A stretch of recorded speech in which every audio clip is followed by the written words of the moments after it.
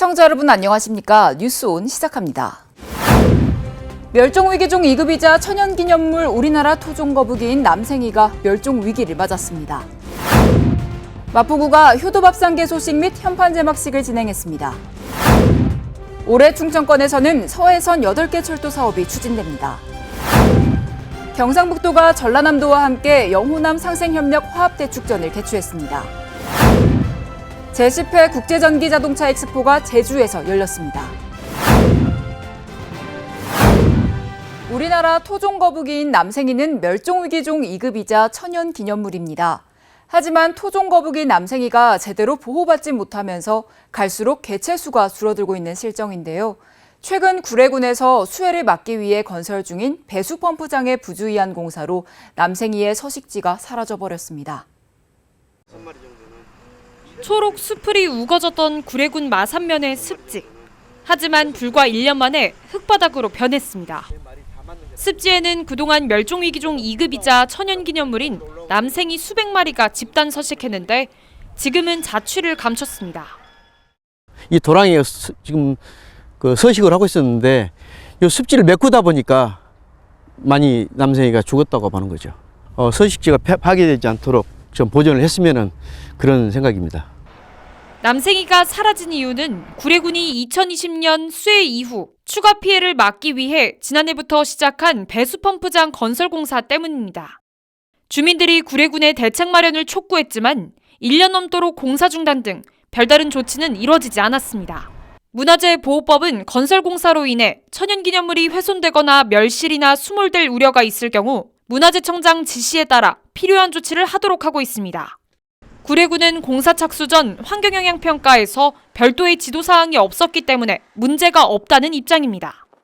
환경영향평가라든지 그런 관련 균형을 거치잖아요. 그때 당시에는 그런 부분이 거론되지 않았기 때문에 저희들이 공사를 하여간 최대한 조심을 한다 그러고 만약에 발견될 시에는 그래서 이제 그게 따르겠다고 했고. 취재가 시작되자 구례군은 지난달 28일에서야 뒤늦게 일부 현장에 대한 공사를 중단했습니다. 이어서 수도권 소식입니다. 라오스는 우리나라와 외교 관계를 정상화한 이후 다양한 분야에서 협력을 이어가고 있는데요.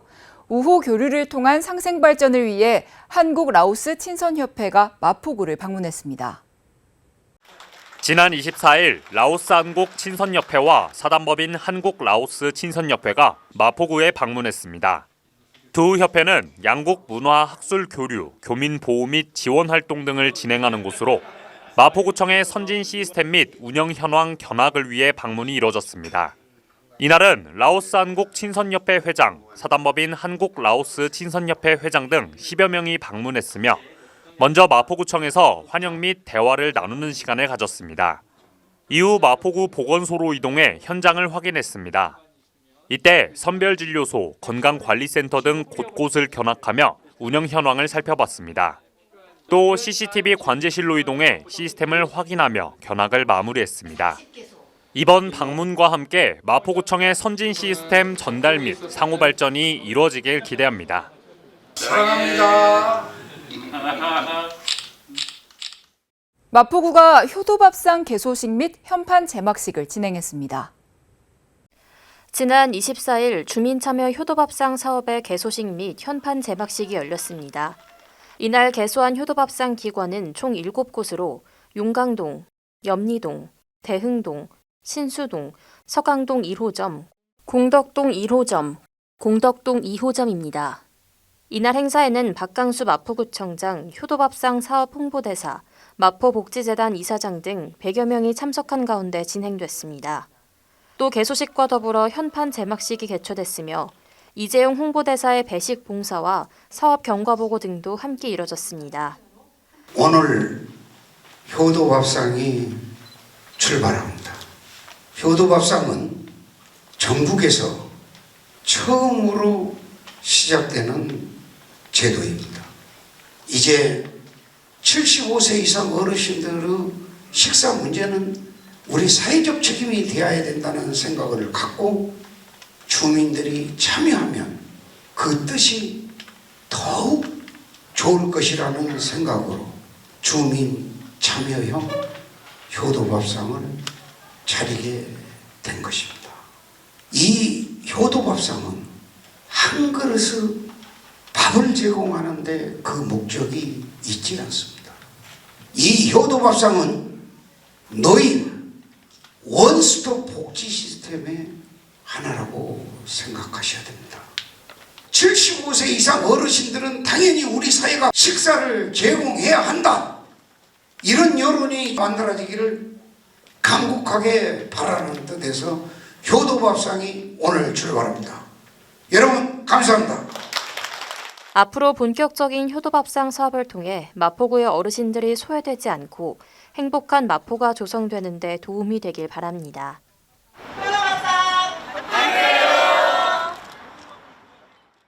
광역시 소식입니다. 대구의료원이 첫 뇌혈관 조영술 시행을 시작으로 뇌혈관 센터를 본격 가동합니다. 대구의료원이 28일 첫 뇌혈관 조영술 시행을 시작으로 뇌혈관 센터를 본격 가동합니다. 흔히 뇌졸중이라 부르는 뇌혈관 질환은 발생 시 심각한 장애나 사망에 이를 수 있으며 빨리 치료할수록 예후가 좋고 후유 장애를 최소화할 수 있어 신속한 치료를 위한 접근성이 중요합니다. 이에 따라 대구의료원은 기존 전문의 1명으로 운영되던 신경외과를 지난 3월 임상 경험이 풍부한 전문의 2명을 충원해 기능을 보강했고 최첨단 디지털 혈관 조영 촬영 장비 설치를 완료했습니다. 특히 이 장비는 기존 대비 60%에서 80%까지 방사선 피폭량을 줄일 수 있고 소량의 조영제를 사용해 고해상도 대형 화면으로 넓은 범위의 혈관을 볼 수 있어 정밀한 진단과 치료가 가능합니다. 강원도 소식입니다. 평창군은 왕조실록 의궤를 활용한 지역 문화관광축제 개최를 위한 기본구상 용역 착수보고회를 개최했습니다. 지난 25일 김풍기 강원문화연구소장 등 관계자 10명이 참석한 가운데 문화유산과 오대산본 조선왕조실록 의궤를 연계하는 문화관광축제 개최 방안 등에 관해 논의했습니다. 문화유산을 활용한 지역 문화관광축제 기본구상 용역은 강원대 산학협력단이 맡게 됩니다. 강원대 산학협력단은 2024년 12월 초까지 기초 현황을 분석하고 국내외 문화재 활용축제 현황 및 사례조사, 의견 수렴, 축제 개최에 따른 효과 등을 분석하게 됩니다. 군은 세계 기록유산인 실록 의궤를 활용하여 타 지역과 차별화된 세계 기록유산 축제, 지역이 상생할 수 있는 축제가 될 수 있도록 다양한 문화축제와 콘텐츠 발굴에 적극 노력해달라고 당부했습니다. 평창군이 올해 처음으로 찾아가는 이동 푸드마켓을 열었습니다. 평창 군민체육센터 앞에서 열린 이날 이동 푸드마켓에서는 된장, 고추장, 즉석식품 등 식자재와 생활용품 50여종 중 이용자가 필요한 물품을 직접 선택할 수 있게 하여 높은 만족도를 보였습니다. 또한 마땅한 교통수단이 없어 생필품 구매에 어려움을 겪는 어르신들을 위해 평창군 노인복지센터, 시니어클럽, 지역 자활센터, 사회복지대학 총동문회 직원과 회원들이 직접 이동봉사를 진행하여 보다 많은 이용자가 참여할 수 있게 됐습니다. 군은 이동 푸드마켓이 지역 내 주민들과의 소통 창구가 되었으면 한다며 앞으로도 기부문화 활성화를 위해 노력하겠다고 말했습니다. 횡성시장조합이 전통시장 매력찾기 사업의 일환으로 5일장에 맞춰 장터데이를 운영합니다. 횡성시장조합은 오는 7월까지 매달 5일장이 열리는 날에 맞춰 장터데이를 운영합니다. 장터데이는 오전 10시부터 오후 4시까지 시장 중앙통로에서 진행하며 횡성에서 키운 농산물 및 특산품을 판매하고 다양한 체험 행사와 이벤트를 통한 전통시장과 주변 상권 활성화를 위해 기획됐습니다. 다육이, 비누, 부채 만들기 체험 등도 저렴한 체험비로 즐길 수 있으며 장터데이 판매대에서 물건을 구매하면 룰렛 이벤트를 통해 소정의 사은품을 제공합니다. 횡성군이 우천면 행정복지센터에서 도시재생 포럼을 열고 도시재생 실무진과 로컬 전문가들의 의견을 청취했습니다. 이날 포럼은 2023년 국토부 도시재생 공모사업의 정책 방향인 로컬 정책과 도시재생의 사업 방향을 다각도로 검토하기 위해 열렸습니다. 작년 7월 발표된 국토부 도시재생 사업 특화재생은 지역의 고유한 자원과 스토리를 활용한 도시 브랜드화 등의 내용을 담고 있습니다. 특화 재생에서 공동체와 로컬을 테마로 한 이번 포럼에서는 기조연설과 함께 사례 발표 등이 진행됐습니다.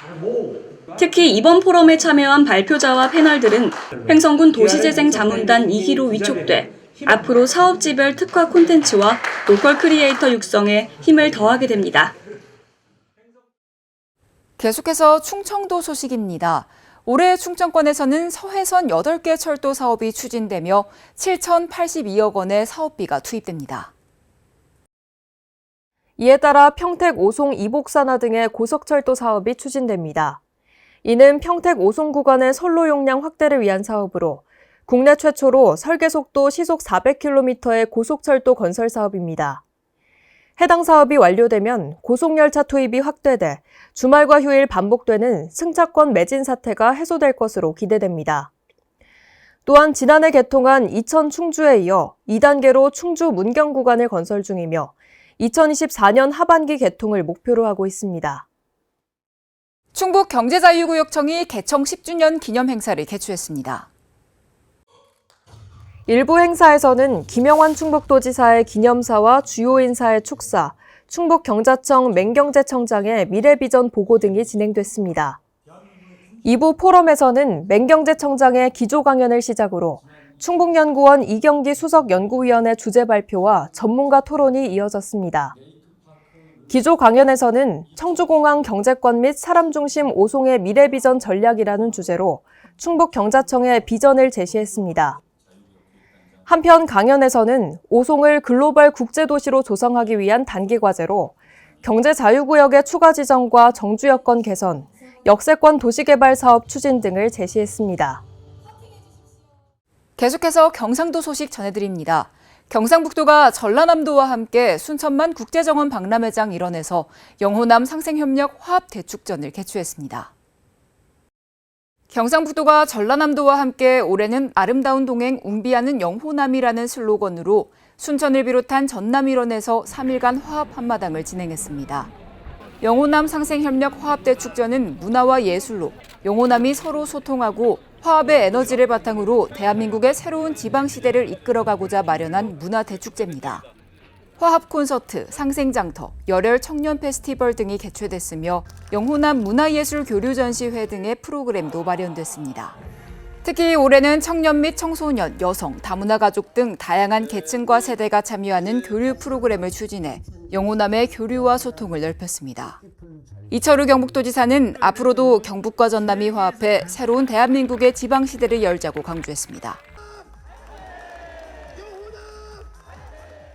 경상북도와 대구시가 대구 경북 신공항의 성공적인 건설을 위해 한자리에 모였습니다. 이철우 경북도지사와 홍준표 대구시장, 김진열 군의군수, 김주수 의성군수가 간담회를 갖고 공항 신도시와 산업단지 조성을 위해 대구 경북이 긴밀히 협력하기로 했습니다.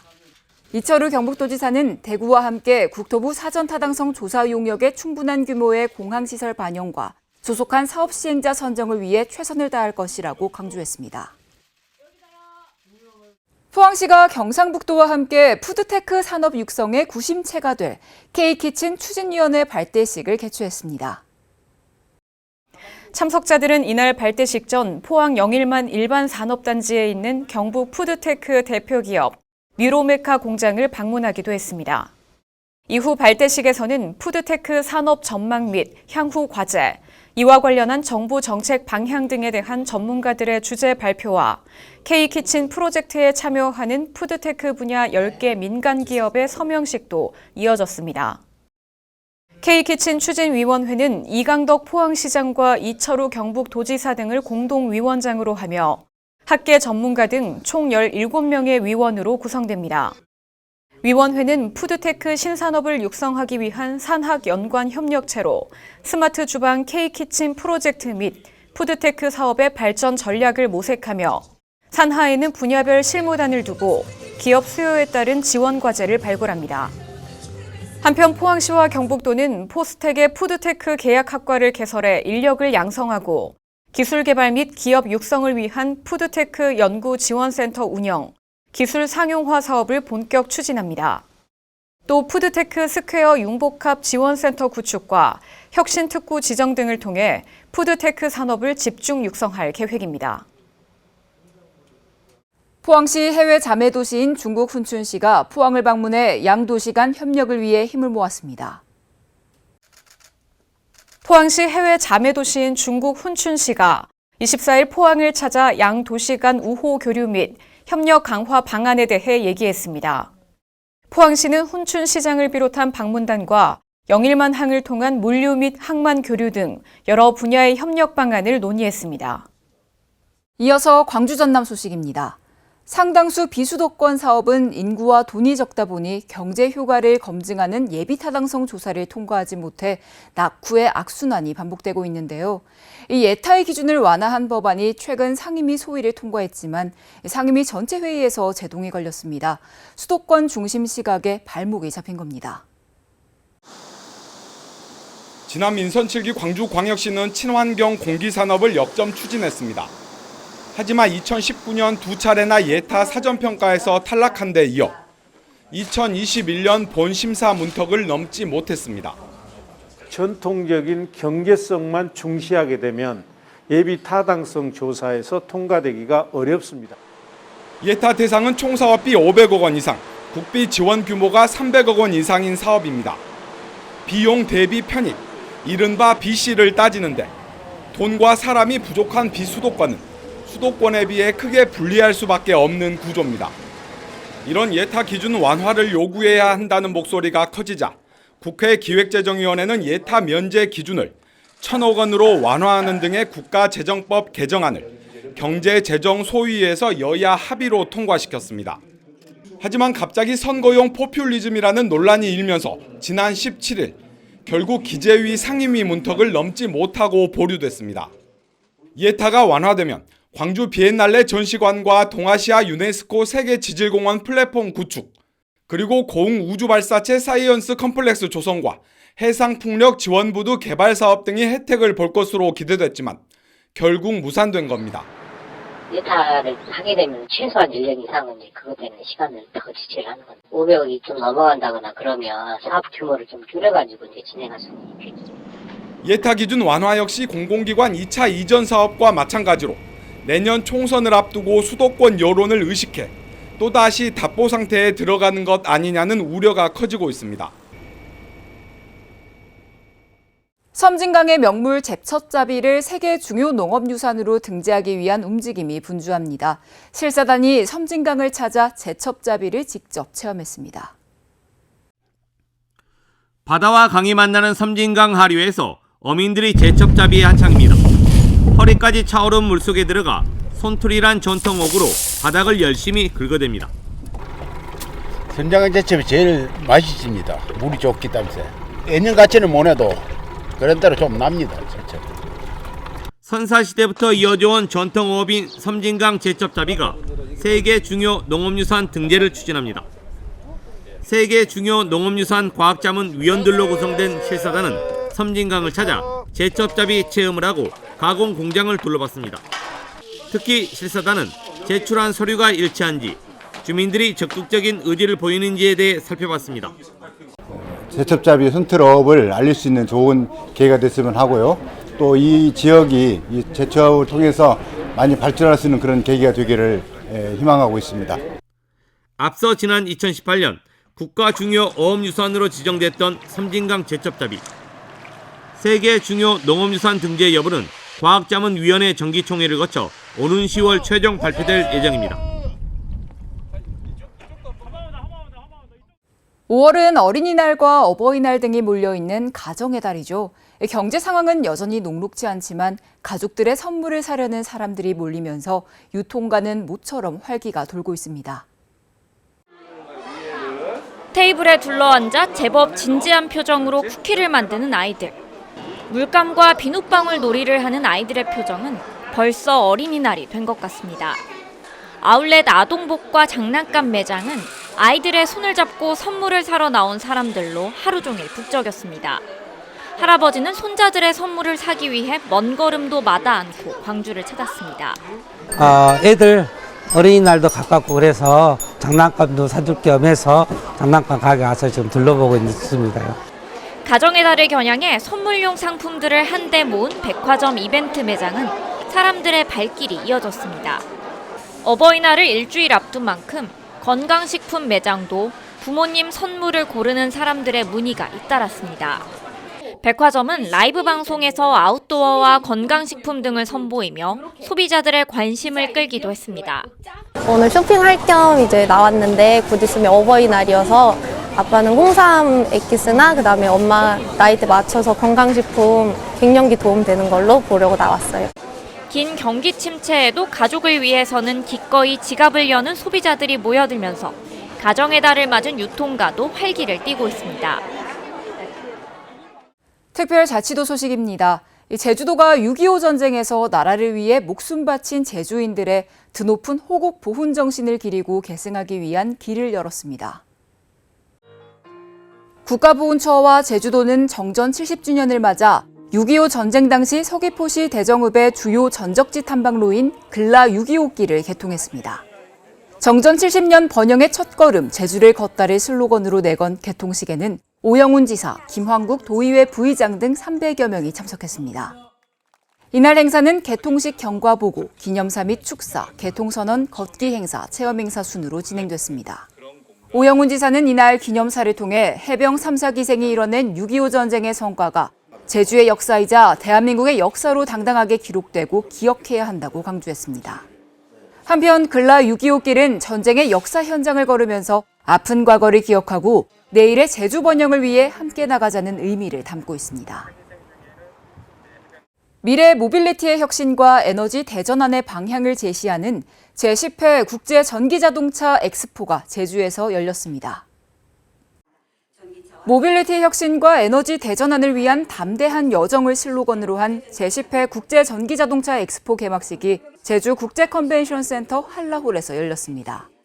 이날 개막식에는 오영훈 제주특별자치도지사, 위성곤 국회의원을 비롯해 주한대사 및 전기차 관련 산업 글로벌 리더들이 참석했습니다. 오영훈 지사는 환영사를 통해 지난 10여 년간 탄소 중립 실현을 향한 제주의 성과를 소개하고 이를 바탕으로 대한민국의 지속가능한 미래와 세계 시장을 선도하겠다고 강조했습니다.